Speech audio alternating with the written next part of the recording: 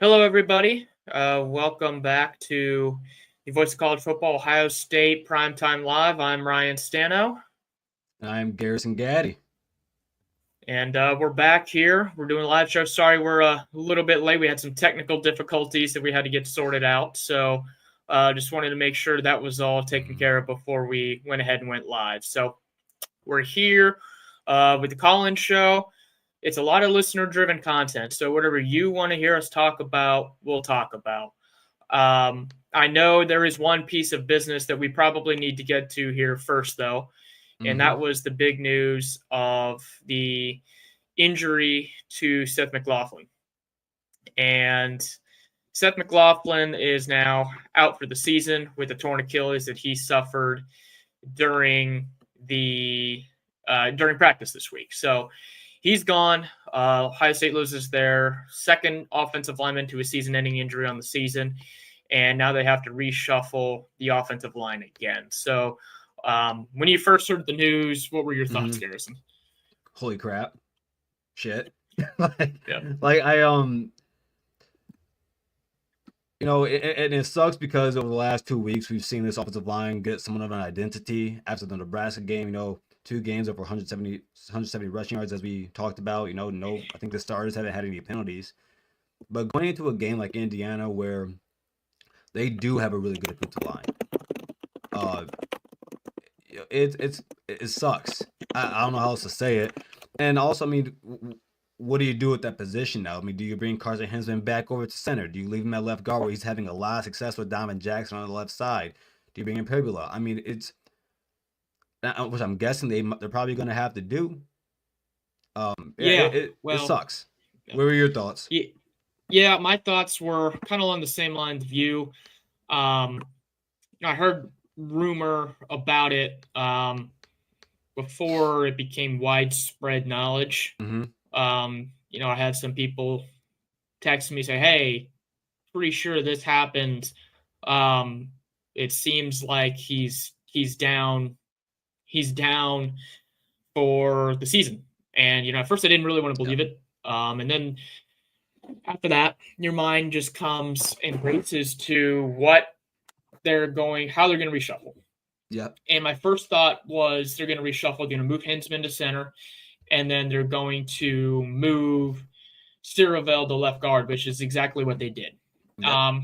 It's kind of the only move that they can do, just because no one else really has experience playing this season.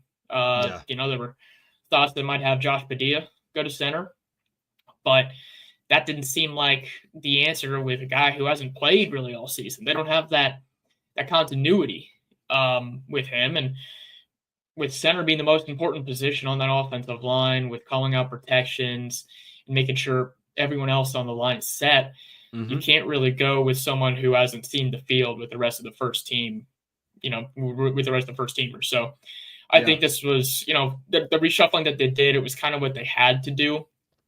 So that's, it sucks. Like you mentioned, it sucks to have him and Simmons go down, and now they're down their two best offensive linemen coming into a top 5 game. Not ideal. So we'll have to, Ohio State's just going to have to kind of just next man up mentality. Yeah. That's really what it comes down to. So we'll have to see how they perform. Yeah, and I'm nervous, and but before the injury happened to McLaughlin, in my mind, I want to see, if the last 2 weeks were real or not.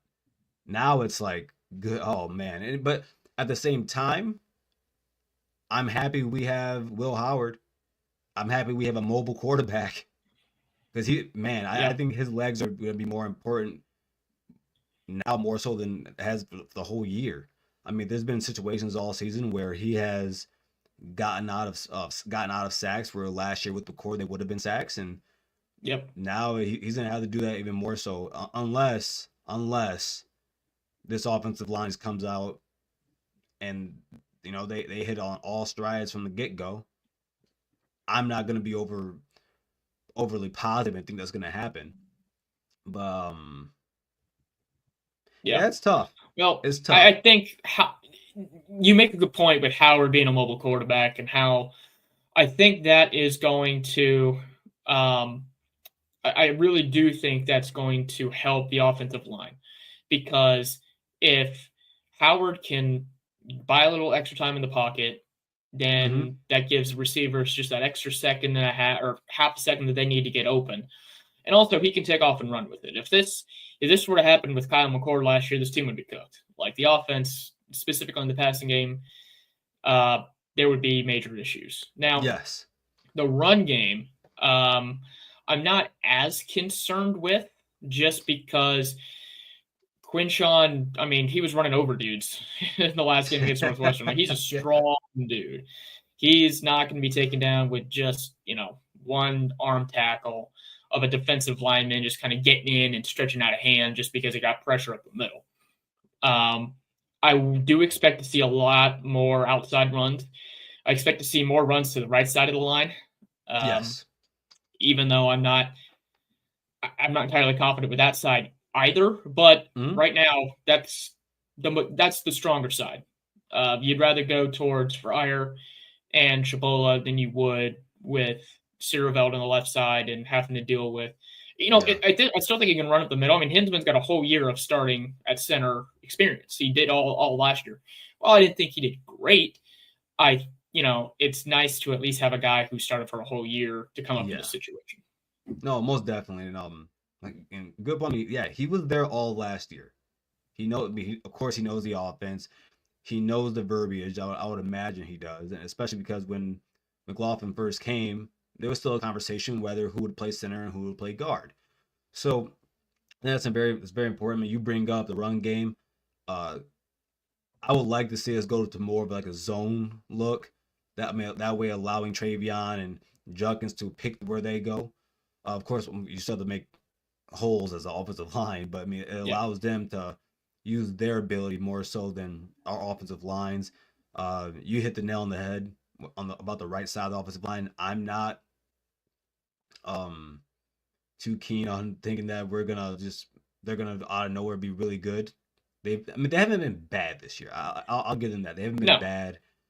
Um, but man, they haven't been great either. I mean, I don't even know if I would say good. They've been okay. So Yeah, it's kind of gone game to game with yeah. that performance. I mean, obviously they were terrible against Nebraska.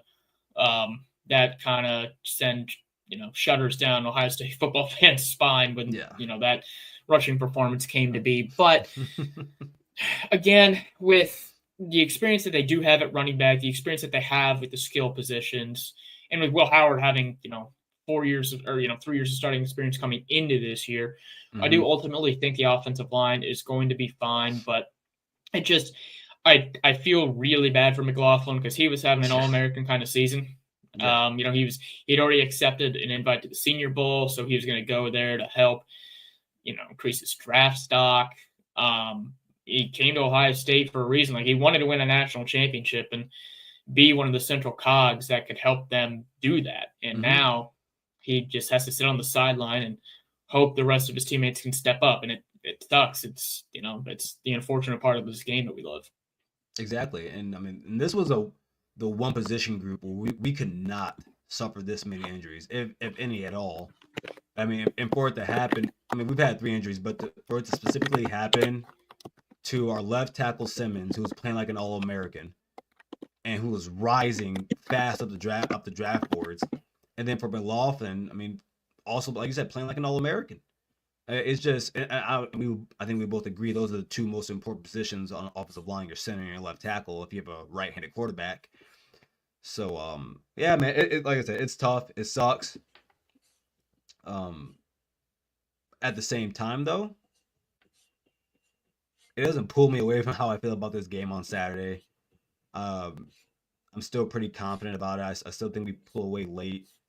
I gave my score prediction yesterday on Scar and Blue show. I did add in a little bit of a fanboy on there. I said 38-23, I believe. But that's because of the third quarter and going into the fourth. Even though we both know that Indiana's they are the best fourth quarter team in the country. Ohio State being the Yeah. best third quarter team. But I just if the Yeah, offensive line isn't bad, if they're not bad, we win this game. I agree. I wrote a prediction column today on ScarletGame.com. Went ahead and wrote it, but it'll be published tomorrow. And I think I'll look for it. the prediction I had was it's going to be a close game in the first half. Like we mentioned on Monday, IU's going to come out with fire because they had a whole week to prepare for this, and it's we talked about Ohio State has the propensity to start slow, especially on the defensive end with scripted drives. So, I wouldn't be surprised to see a tie ball game. I had it at Ohio State 35, IU 24, something like that. I think it's going to be a higher scoring game. The weather's not going to be too bad. It's going to be a little chilly, but the wind's not as bad as it was forecast to be earlier in the week. So it's not going to be swirling around 35-mile-an-hour gusts. So I think the passing on both sides is still going to be fine. I just think at the end of the day, the talent kind of will outweigh for Ohio State. That talent will kind of rise to the top and just be able to outman IU and really just kind of wear them down. So, that's where I see it landing. No, but we've got he's got his own prediction. Steve says 38-17 over Buckeyes. But keep those comments coming. This is the call-in show, so we'll talk about whatever you guys want to hear us talk about. That's kind of the format for the specific show. But while we wait for a few more comments to stream in, I know you saw this, Garrison. Our rivals went ahead and flipped a big recruit. They flipped the number one recruit in the country, Bryce Underwood, and that's kind of a bummer here. But we'll get to that here in a second because actually my dad went ahead and posted a comment here. He's watching the show, so he mentions Cignetti playing video of our cornerbacks getting pretty physical, and how will the defensive backs be able to deal with those wide receivers that IU has? And what do you think about that? I've given my thoughts here before. I kind of want to hear your thoughts here first. Well, Victor, you're completely right. That's one of my biggest fears. I think both receivers are averaging 18 and 16 a catch, which is insane. Just 18 is insane. But man, when it comes to Burke, he's always in the area. This is exactly what it was his sophomore year. Even though he had an injury that year, but he was always near the ball but could never make the play.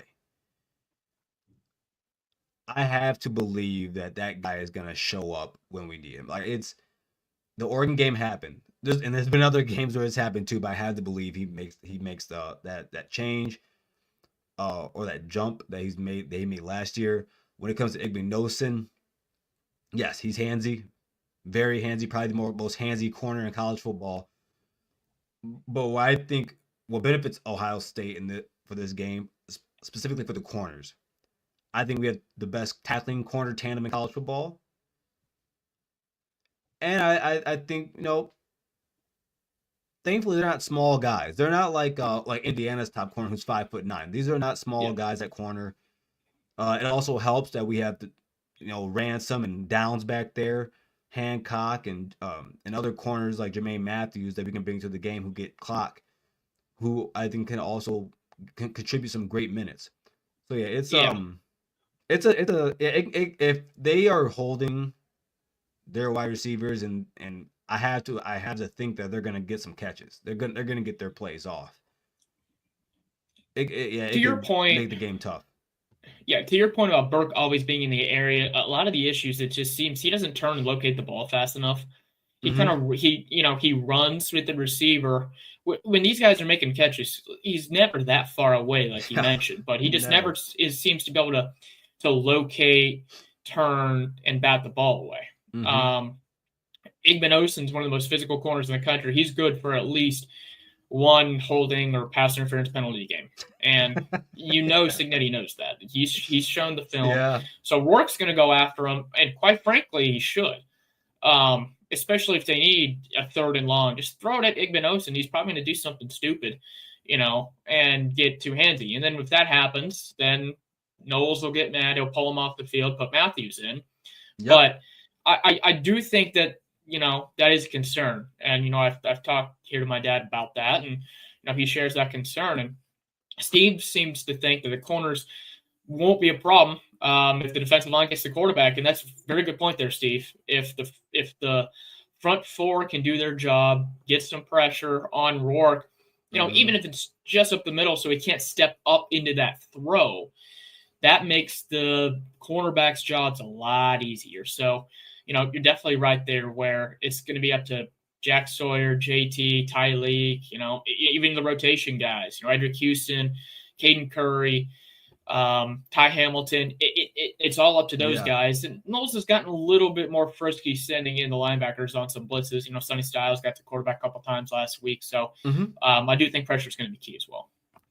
No, and Steve's correct. It's, last week, we talked about this on Monday. Jack Sawyer whipped on maybe 3 sacks, and completely whipped on them.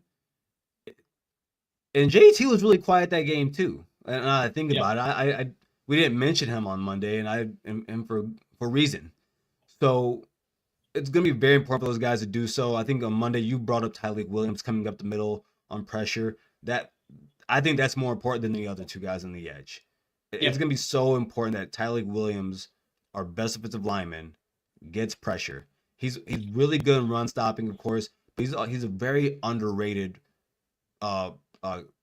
He's very underrated in quarterback pressures on pass plays. Yeah. So, and think about it. If he gets pressure up the middle, Rourke all of a sudden he's got to run to the outside. That's teeing him up right for Jack and JT. Oh yeah, and if he goes to the outside, I mean, Sonny Styles is gonna crash. Those guys have been crashing down this year. Especially Arbel Reese, Cody Simon. I'm very proud of the way he's been playing this year. So if we're able to do that, get pressure at the middle, force him to the outside, and make him do a scramble drill, where I think that's where Ransom and Downs come into play. I mean, because they're going to be roaming around based on whatever hash mark they're on to be making plays. And a lot of the plays that our corners have made have been near the boundary. So I think it's a great point that you bring up about pushing him out. Yep. We talked, briefly got into what Michigan did with being able to flip Bryce Underwood. For those that don't know, Michigan officially flipped the number 1 recruit in the country, quarterback Bryce Underwood, who's from Belleville, Michigan, so about 30 minutes away from Ann Arbor.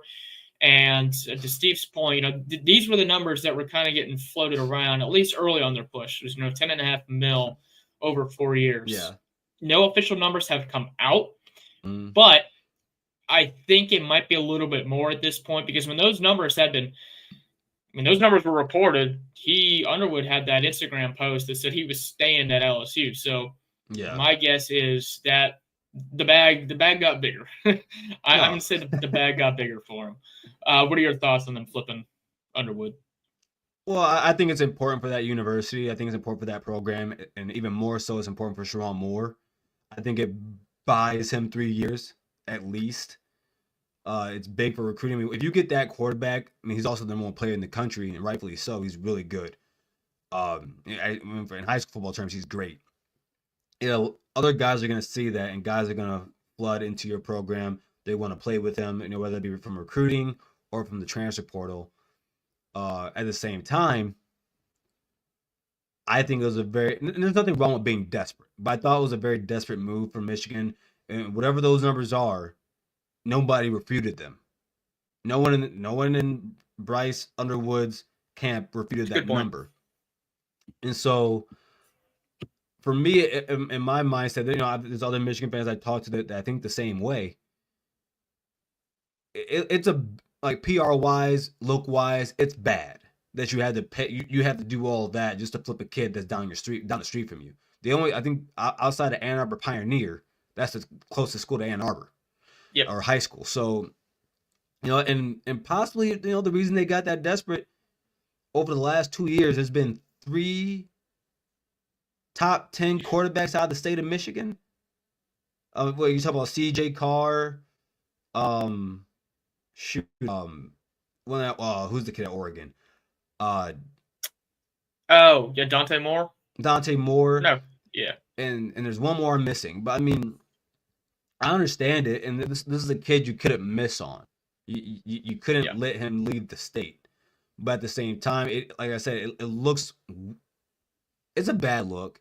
It is, but What I'll say is it definitely keeps the rivalry spicy with oh them yeah, getting Underwood, Ohio State bringing in number 2 overall recruit in that class, Tavian St. Clair, next season. So there's gonna be no shortage of quarterback play. Now I don't expect Tavian to come in next year and start right away.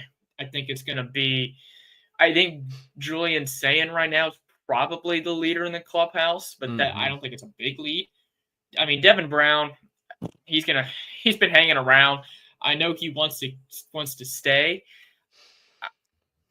We'll see, what the offseason brings, what Ryan Day, what kind of conversation he has with him. yeah. Because, if he does, he's only going to start for a year. And, you don't want Julian Sayin and Aaron Nolan, sit in the back there waiting. So I think it's probably going to be a 2 quarterback race between Nolan and Sayin to really start.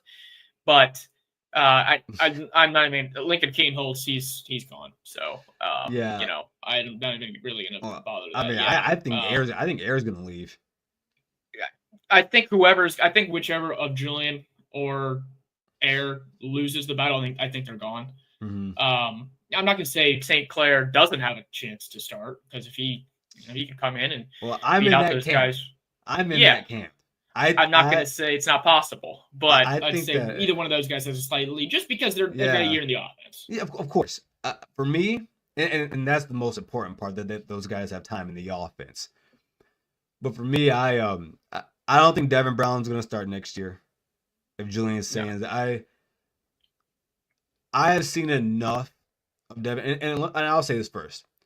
Devin Brown is a great Buckeye. I put him in the same vein as I do Julian Fleming, where I'm not gonna speak a bad word about him. He stayed the course. When everyone expected him to leave, he didn't, and I think there's something to be said about a young man like him. But in football, I've seen enough. Oh, Julian's saying I've seen different arm angles out of him. I've seen him. I mean, he's just as athletic, if not more than Devin Brown. And he's younger too. Yeah, he's younger. You gotta, But when it comes to Tavian, I'll be quick with this. When it comes to Tavian, I think when you got a guy, sorry if there's noise in the backdrop, when you got a guy that's a high school that's 6'3", 225, 230, and has all the hype around him that he has, if he's 247 has him compared to Justin Fields, you tell me that we have a quarterback out of the state of Ohio who's the number 2 quarterback in the nation coming out and he's being compared to Justin Fields. I need a wet towel and a cold shower. Like I I think that kid, and honestly, over the next few years, I mean, you talked about it a little bit here. I think it's really cool that the number 1 and 2 players in the nation are both from the state of Michigan and Ohio. They're both quarterbacks, and they're both, that's where they're going. Yep. Over the next few years, that's going to be really cool to see. Yep, and I think, and I'm sure you agree with me here, I think Underwood's probably going to start right away for him next year. I mean, based on the quarterback play they had this year, why not start him? And I'm sure that's part of the reason why he decided to flip his recruitment too, is he knows he's going to start right away. So, so yeah, like I mentioned before, this is the Collins Show. So anything you guys want to hear us talk about, please drop a comment. Subscribe, hit the like button. But yeah, please drop a comment in, and we'll talk about whatever you guys like. But while we wait for some more comments to go ahead and stream in, there is something else I wanted to talk about. Last time when we talked on Monday, the newest college football playoff rankings hadn't come out yet. Yeah. And I wanted to hear your thoughts on that. For obviously Ohio State stayed put, they weren't going to they weren't going to drop, they weren't going to rise, even though Mm. Oregon struggled with Louisville.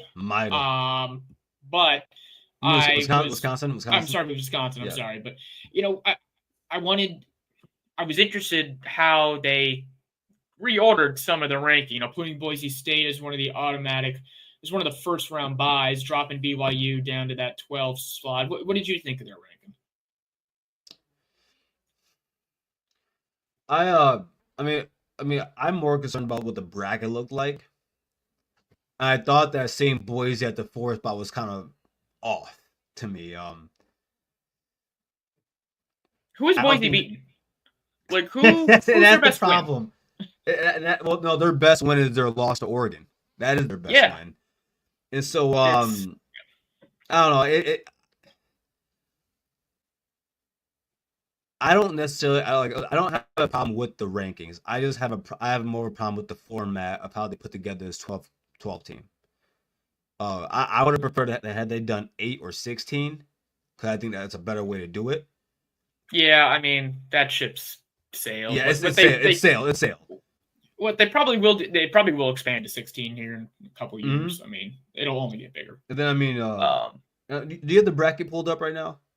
I do. Yes. Okay, and my other problem is the 9 seed. Okay. My goodness, if you are the 9 seed, you are completely screwed. Completely screwed, because you have, without a doubt, the hardest path. At least this year you do. Well, I think it depends. So let's say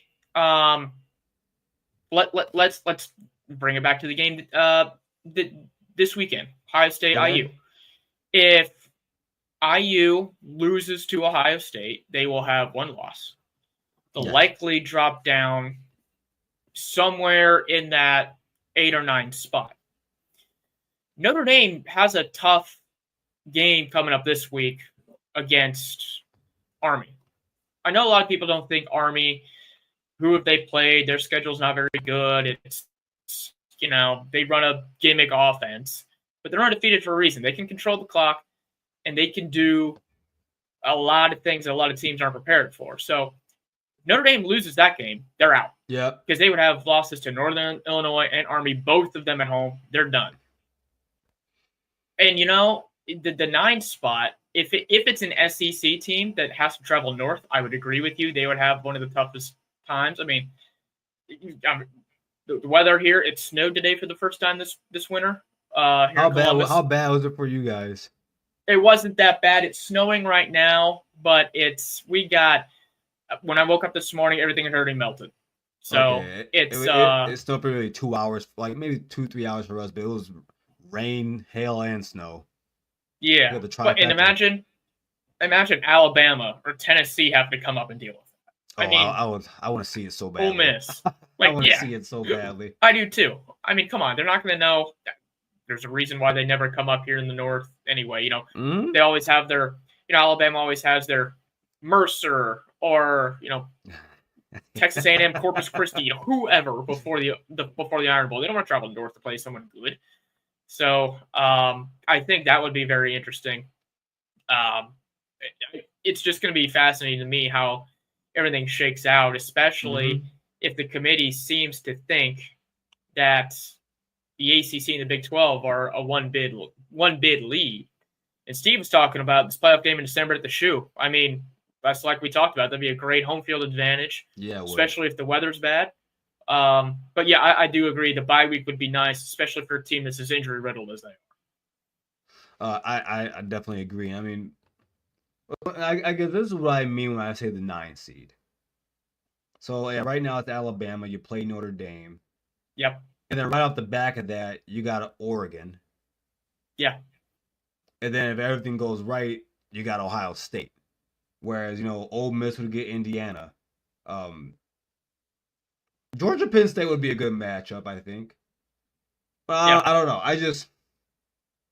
I'm sitting here complaining about the win right now. It's never leaving. We got the 12-team playoff, but there's nothing much. The only thing that I got from it was the conversation about why is Indiana and even more so, why is Penn State ranked that high against like Georgia? And excuse me, Ryan. Let me give me a couple minutes. Not a couple minutes. Just give me a second here. I hate that everyone just went and just shield for the SEC. All college football, big media, and to almost. I don't think you're a dumb guy, Ryan. I don't think I'm a dumb guy. But I understand it. Georgia beat Texas. I get it. Kudos to them. I also saw them get their arse kicked by Alabama. It was 28-0, then 35-7. I saw Ole Miss ragdoll them for the whole game, 4 quarters worth. So it just amazes you know what, me. Georgia almost lost to Kentucky too. I mean, dude, oh my God, yes. They probably should have lost to Kentucky. No, they should have. And you can say that about a lot of teams. My problem is when I've seen these other teams get dog walked by other highly ranked teams, and you want to question whether. And yes, Penn State to an extent got dominated defensively by Ohio State. But man, outside of that, a different animal. Yeah, outside of that though, they've been curb stomping everybody. I can't say the same for Georgia. I can't say the same for Bama. I can't say the same for Tennessee. So well, look, and a lot of those SEC,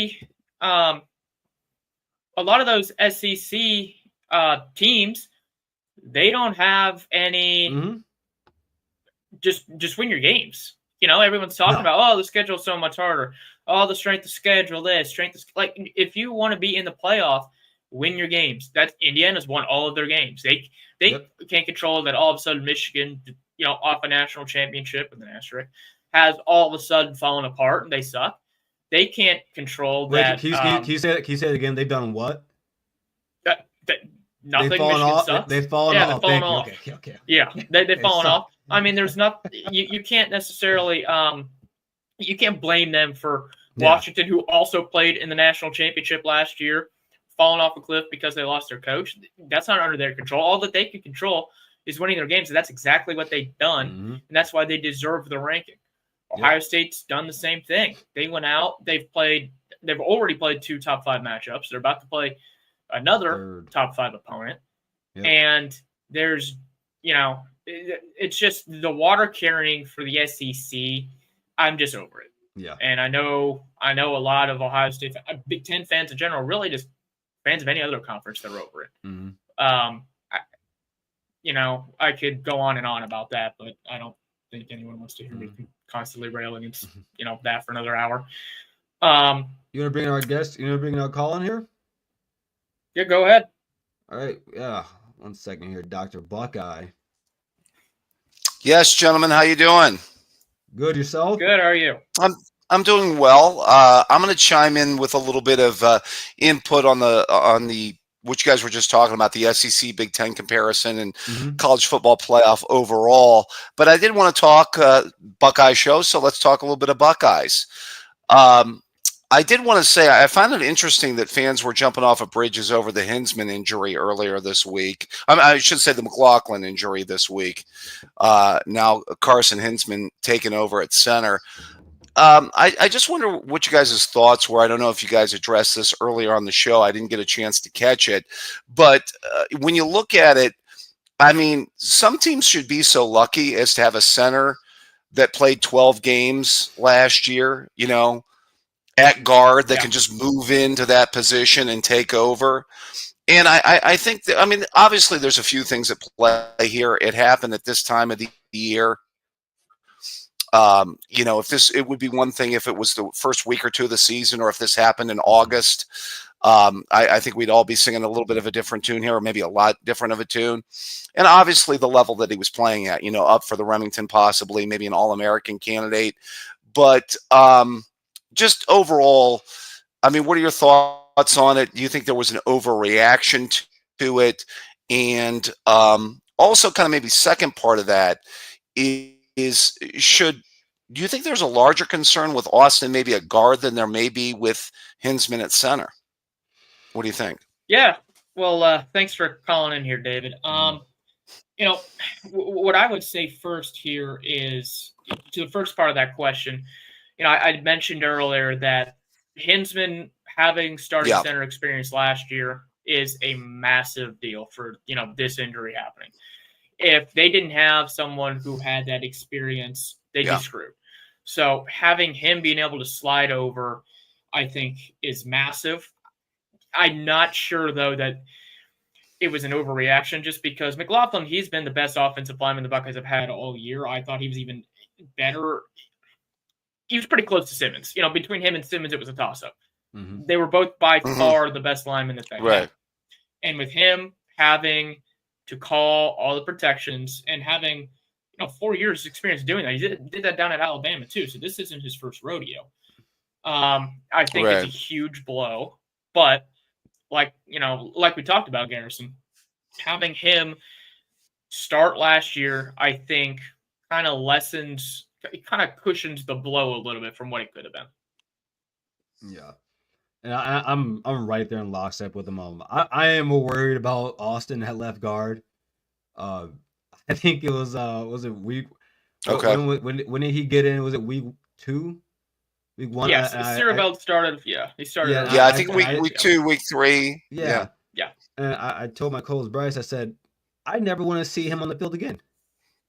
I was completely if I was never seeing him on the field again, but I am hoping that he plays better. And the thing is, it's aggravating for me because that left side of the offensive line was with Dom and Jackson and Hinsman. It was coming together. It was looking really nice for the last 2 weeks. And, we get hit with this blow, and you just hope that McLaughlin gets healthy soon for his own purposes and go to the NFL.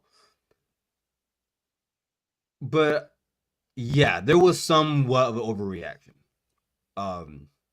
It didn't change much of what I thought about what was going to happen on Saturday. It does hurt the communication with the offensive line. I think it does hurt the continuity with the offensive line.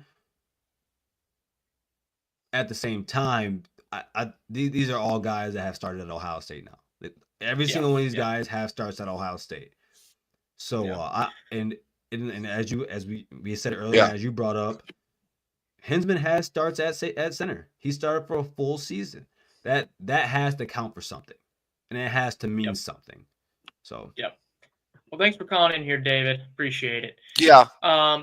And to that point, we had and to David's point again, Ciraveld, I think there should be a little bit more of a concern with him moving to left guard than there is Hinsman moving to center. I know he didn't play well early, but he's got experience. I'd rather have him out there right now than Luke Montgomery. But we got another comment here talking about what Underwood, or at least what the rumor is, as far as how much NIL he got. He got the bag. Pete, wait. That's Pete. Are you? Is that a real wait? I gotta look this. Yeah, go ahead and look it up. That would, and even if that's not even the correct number, whatever number it's gotta be close. Whatever number they spent, it's going to be probably 90% of their NIL fund anyway for this year. So you can look, that can be spun as a positive. You look at it, okay, well, they just spent 90% of what they've got allocated for NIL on one guy. Good luck being able to retain the good kids who are still on the roster from this, year's team. Then you've got other incoming recruits who are expecting to make, more money because, that's just the landscape of college football now. If you're a top recruit, you get paid good money. And when you see a figure like that, it's okay. He's got all that money. Where's my share? Where's my bag? And you know what? And if that number is true, I have a whole list on my phone of screenshots of everyone that has talked about Ohio State spending $20 million. Yep. I think it's insane that you spent half of that on one player. But spending that much is just yeah. We'll get another comment here. Pete. So, yeah. So, besides all talk and confidence about the players moving around, what do we really think will happen with IU offense and defensively for the Buckeyes? So, offensively, thanks for the comment here, John. I would say I still expect Ohio State on offense to be able to move the ball. They're just too skilled on the outside to not be able to do that. And if Jeremiah is one-on-one with anyone that IU has out there, he's going to catch that ball 95% of the time. He's that good of a player. He's got that size. He's got that catch radius. Even if Will Howard doesn't have a whole lot of time, he can just kind of throw it up to him and, let him go get it. Defensively, I think Ohio State is going to struggle early on in this football game. Like I mentioned, with IU being on a bye week, Cignetti's going to have these guys ready to play. They're going to come out with some new wrinkles that Ohio State hasn't seen on film. And even if they have, we've seen those, as we talked about earlier in the show, those corners have struggled on the outside. At times, Ohio State's had issues coming at the quarterback. So, like we mentioned before, I still ultimately think Ohio State's going to win the game, but I don't think it's going to be a blowout by any stretch. What do you think? So offensively, we're kind of saying the same thing here. I think for IU, and we're talking about IU here, correct? If I'm reading this right, or Ohio State? Well, okay, Ohio State. So I think offensively, we have the advantage on the outside. I think that goes without saying. It really comes down to, okay, well, what does the offensive line look like? I just don't know what else there is to say about it. I'm more worried about what our defense does. Just like you said, this is Curt Cignetti with 2 weeks now. 2 weeks. And you have to believe he hasn't used all of his playbook. And this is the one game he had. His playbook is open now. The full playbook is open for this game. It's the biggest game of it's probably the biggest game in Indiana school football history. Oh, easily. Like, without question. So I mean, he's bringing out all the stops. He's every wrinkle he has, just as you said, it's coming out. And the defensive staff needs to be ready. Jim Knowles needs to be ready for that. And whatever, and I'm one that believes you don't pull back punches. You never do. I don't care about saving plays for the end of the year. I don't care about any of that. When you are playing in a big game that carries a lot of weight, everything is open. There's nothing that you don't pull away from your playbook that you cannot put in this game. Because if you do that, you can lose games doing that. Simply, coaching loses you games. It can easily, just as players playing bad lose you games. And for me, I mean, I've always said this, especially in college, in high school, you never know what you're going to get from these teenagers and guys that are from 18 to 21, 22, 23. And when they're playing bad, it's not nice to look at. But what makes me even more mad is when I see coaches compound on that and call bad games. This is not one of those games that if the players are struggling against Indiana, this is not one of those games where you can go ahead and be bad as a coach. Yep. So, yeah. So, another comment here. My dad's back in there. What would we grade the special teams for the season? I will go ahead and say the special teams has been really good the last couple of weeks. The last 2 weeks, no complaints. I mean, blocked a punt against Purdue, was able to help. The snap going over the head of the punter for Northwestern helps, but then you still block the punt then too. Yep. The field goal kicking has been good the last couple of weeks. The punting, I thought, was actually good against Northwestern for one of the first times all season. But a lot of those things weren't exactly happening earlier on in the year. And taking into account the year as a whole, I would probably give them a C+, B-. What do you think? I mean, people forget the Marshall game. He had Fielding kicked the ball out of bounds 3 consecutive times. Yeah, okay. I'm gonna separate them here, and I wish I do this sometimes on Scarlet and Blue Show. I bring up you're using like those grading apps where you can plug the grade. I usually do that, but I'll get our punt game a B-,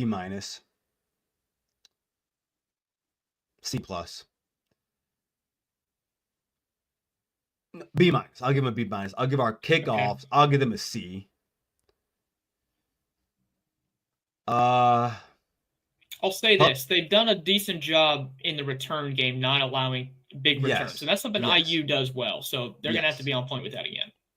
Punt coverage, I give them an A. Yeah. It's been a while since we've seen Ohio State return guys, break when we are far removed from the Tegan Jr. days, and far removed from the Jalen Marshall days. But what I love seeing is that the guys coming after the punt, they're aggressive. They don't commit penalties. I like seeing consistency, and consistently we see Hayden Curry back there all the time. So I enjoy seeing that. And am I missing anything else on special teams? Kick return? I don't think so. Yeah. Kick return. More to be desired. I did like seeing Travion back there. I think it's kind of weird that he's back there, to be honest with you. Really? Why so? For someone that's got a history of injuries, why would you put him back there? As a senior running back who, let's face it, he hasn't finished a full season yet without getting nicked up. So why even add another possibility of that happening rather than keep Ennis back there or, someone who Ohio State doesn't lean on as heavily. That still has explosion to take it back to the house. But if you could have someone back there, who would it be? Ideally, in a perfect world, if I'm not worried about someone getting hurt, I'd put JJ back there. Put Jeremiah Smith back there with the speed he's got, the size he's got. He can get vertical very quickly. But again, you can't put him out there just because he does so much for the rest of the offense. That would be very, very stupid. Mm-hmm. But they've still got some, the kickoff, they are what they are. Ohio State's offense is built to drive the length of the field anyway. Yeah. Should we get Sean in here? Yeah, go ahead. Hey, Sean, what are your thoughts? Hey, guys, what's going on? First, I wanted to touch on the big news of the day, I guess, the Underwood signing. I kind of honestly floored me. I always thought he was just using this as Michigan as kind of leverage with LSU in this game. But I think maybe LSU's program is in a little worse shape than we thought. I know. I live in Michigan, so I know the Belleville program quite well. Their exploits, and that's only about 20, 25 minutes from Ann Arbor. So right in the backyard makes some sense from a personal standpoint. For him, it makes no sense. If I was an advisor to him, I would have told him to stay away from this program at all cost. They don't have the infrastructure to support his growth. I've seen him play. I don't think he's anywhere close to ready to be the captain of a major program year one. I think he's a ways away. Michigan high school football kind of sucks, and he's playing with by far the best you're seeing him playing with superior talent every single week. Yeah, just about. Garrison knows about that. Yeah, I'm from West Michigan, man. So. I know. Yeah. Yeah. Absolutely. Well, Well, thanks for calling in, Sean. To kind of get to your point here, Underwood, it's funny because that a lot of Ohio State fans brought this video back up, circulating once this news came out, of him saying, "Hey, he was talking about development," and went back to the point of Michigan's history of developing quarterbacks. And he was like, well, LSU, they've got Joe Burrow, they've got Jaden Daniels, and Michigan's got, and then he was just silent. So it is interesting to me that he went ahead and flipped. And, as we talked about earlier in the show, I think it was a product of the bag that Michigan dropped. I gotta believe that's a massive reason for this. Yeah. But honestly, I mean, to the point of if I'm advising a kid, I mean, I'm not saying you shouldn't try to get every cent you're worth. You should, but the NIL commitment should not come at the expense of your development long term. Yeah, and I feel like you're going to a program. I mean, literally, like, look at Michigan's returning receiving production coming back next year. It is ungodly terrible. I mean, I don't think they've had a wide receiver go over 200 yards. It's the worst. It's the worst in P5 or P4. Yeah. P4. Yeah. It's. I mean, it's comical. And their offensive line, they lose their two best offensive linemen coming back this year, and the rest of that line is very rough. Mm-hmm. This offense, I mean, unless they make major changes, and maybe he has some inside info on what some of those upgrades might be, I would not want him playing next year in this offense with this surrounding. Yeah. Well, thanks for calling in here, Sean. To your Garrison, you obviously live in Michigan, so the high school scene. You talked a little bit about, how he plays up there with the level of competition he's got. I still think that, he'll probably start next year just because he's the best we've got, or the best they've got, as we kind of talked about earlier. And I think they'd rather roll with a guy who they can develop, as a freshman to, just kind of go out there and play through mistakes. Yeah. And I tend to lean towards that train of thought. I believe if you have a kid that's that talented and there's no one else that's really the future of your program. Now, mind you, they do have Jaden Davis there, and it looks like he's not ready yet. Yeah. And I have word from one of my best friends who's a Michigan fan. He said, it was about a year ago. He said, we get Bryce Underwood. I can care less what Jaden Davis does. Davis might be a bust. Yeah. If you look at his size, he doesn't have much of arm talent. Yeah. And there was the reason why he dropped. Yeah. Well, you pulled up this comment from Steve. Who do we think our standouts offensively, defensively going to be? He's got Tate and Burke. What do you think, Garrison? Who are your standouts? For this Saturday. Yep. Defensively, Tyleek. You've had me sold ever since Monday when you said that. Tyleek. Yep. That's my guy for the defense. Yeah. And then offensively, man, Carnell Tate, that's a good one. I'm gonna say, you know what? I'm gonna say Emeka. He's had some so slow games over the past few weeks. I think this is a game where we need his leadership, but more so on the field. He's one of the. I think Jeremiah's the best receiver in college football, and Emeka, I think he could have claims saying he's the second best. So, just talent-wise and what he's done through college football. And I think if we win this game, they're going to be hyper-focused on JJ. They're going to be. And I think the problem with doing that is that a lot of people forget that Emeka's on this team. And it's the same thing that happens for Carnell Tate, and that's why he's had a good season also as our third receiver. So, yeah, I'll say Tyleek and Emeka. Okay. For me, defensively, I mentioned Monday, Tyleek. I think him getting pressure up the middle is really going to help it's really going to help the secondary a lot because Rourke's not going to be able to step into some throws. So him being able to get pressure up the middle, I think is going to be key. Offensively, I'm actually going to go with Quinshon Judkins. Okay. And my reasoning for that is